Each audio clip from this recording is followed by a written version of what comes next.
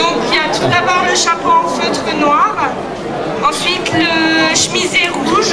Donc comme je vous ai dit avant, plus il y a de boutons, plus l'homme est riche. Donc il y a le chemisier blanc, le loyala, indispensable, le pantalon noir avec les boutons dorés sur le côté, les chaussures noires avec chaussettes blanches.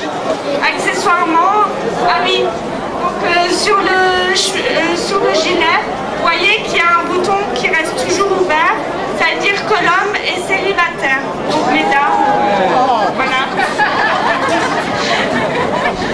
Et accessoirement, il y a une veste noire avec des boutons dorés aussi sur les côtés.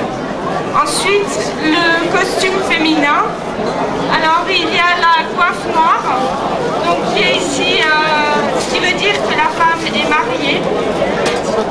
Ensuite, il y a la collerette blanche, brodée avec un petit nœud rouge. Ensuite, la robe avec le bustier en velours noir. En dessous du bustier, vous avez le plastron qui est richement brodé. Vous voyez, avant c'était fait avec des fils d'or et ça traduisait en fait la richesse de la personne.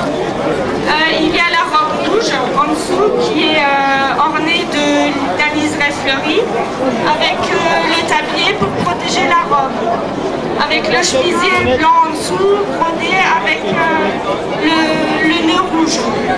Alors, vous voyez aussi les chaussures noires avec les chaussettes blanches brodées elles aussi. Et est-ce que vous voulez voir ce qu'il y a sous la robe? Nicolas? Voilà, donc vous avez un joli jupon blanc brodé. Et en dessous, il y a quelque chose? Où il y a un panty. Voilà, qui était la lingerie de l'époque. Donc, remplacé aujourd'hui par on voit les obsédés, hein. On les applaudit très